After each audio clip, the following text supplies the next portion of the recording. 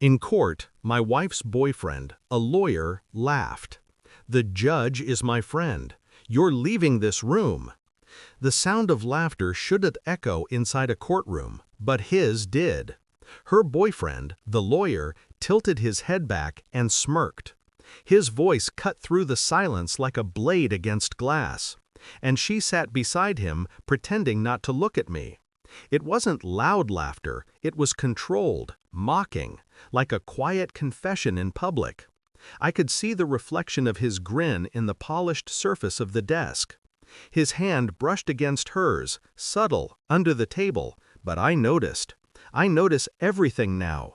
When you've been betrayed once, you stop seeing the world in color.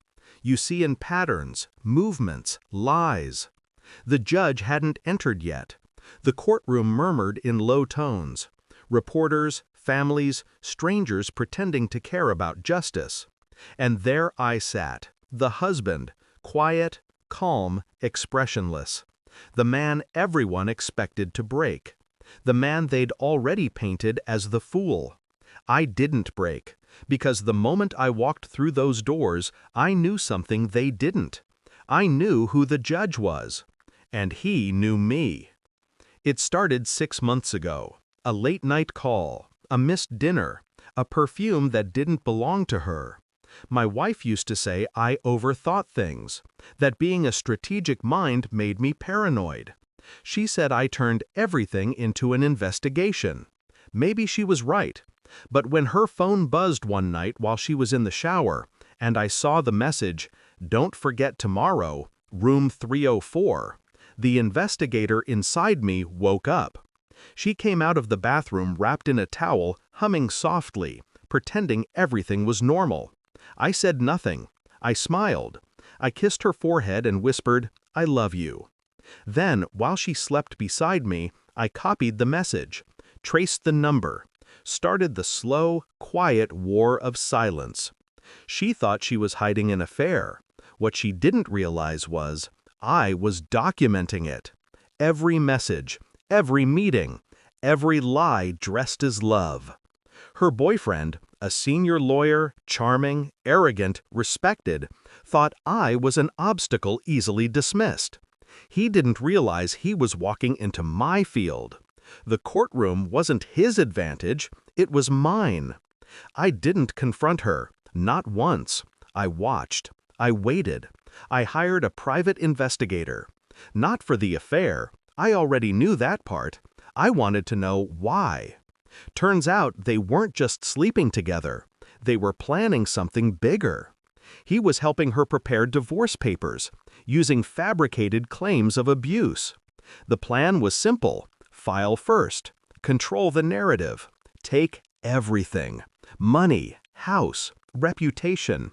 They underestimated my calm. When you've lived your life reading people's motives, you learn one truth. The loudest liars always reveal themselves in silence. I prepared my own case, quietly. Every screenshot, every photo, every bank transfer, all neatly arranged in a file labeled contingency. I sent copies to the judge's office 2 weeks before the hearing. A courtesy. He called me personally. His voice was calm, measured. He said, "Bring the original evidence to court. Let's handle this cleanly." I didn't have to ask what that meant. The morning of the hearing, she dressed like she was going to a funeral. In a way, she was. When the session began, her lawyer boyfriend stood up confidently. He spoke like a man performing on stage, every word rehearsed, every gesture polished. He talked about my emotional instability, my controlling tendencies, my history of paranoia. And she sat there, her eyes lowered, playing the victim with quiet elegance, the perfect act. Until I stood up. I didn't raise my voice, didn't show anger. I just placed a folder on the judge's bench. The room went still. Even her boyfriend's smirk faltered. Inside the folder were photos, them together, messages, hotel records, bank statements showing payments between them. And the kicker, an audio recording of them rehearsing their court strategy. Her voice, clear as glass. Once this is over, he'll have nothing left. Then his voice, arrogant and amused. Good. He deserves to know what losing feels like. The judge looked up at me. No words needed. He already knew everything. Her boyfriend tried to object, voice cracking, but the judge cut him off. Sit down, counselor. The silence that followed was suffocating. Her eyes darted between us, searching for a way out that didn't exist. I didn't look at her. I just said, quietly, "You wanted me to lose everything. But I don't lose. I plan." The judge's tone was calm when he spoke, but I knew the sound of controlled anger when I heard it. "This case," he said, "is dismissed, with prejudice." Then a pause. "Mrs. Harper, you are hereby charged with perjury and attempted fraud upon the court." Her mouth fell open. The sound she made wasn't a scream. It was small, like something breaking inside her. Her boyfriend, the lawyer, turned pale.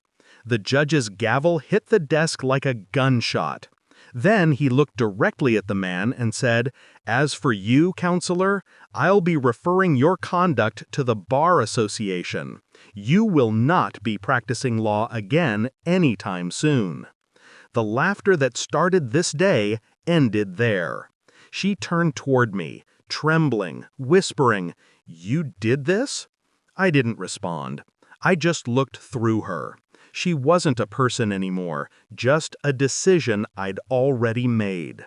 As the guards escorted them out, I heard the judge's final words echo. "You're leaving this room, both of you, but not together." Afterward, I didn't celebrate, didn't smile, didn't feel victory, just silence. I stood outside the courthouse, watching people move, lawyers, clients, strangers, all pretending to have control over their lives. She had once told me marriage was about trust. She was right, only she forgot that betrayal also demands evidence. The judge met me in the hallway before leaving. He put a hand on my shoulder and said, "You didn't win, you just stopped losing." I nodded. That was enough. When I got home, I packed her things into a single box. No pictures, no notes, just her ring. Cold, metallic, meaningless.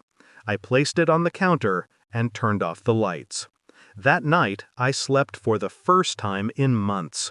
No nightmares, no noise. Only one thought repeating in my mind. She wanted to destroy me publicly. Instead, she ended herself quietly. And I never had to raise my voice. Just my evidence. How could you do this?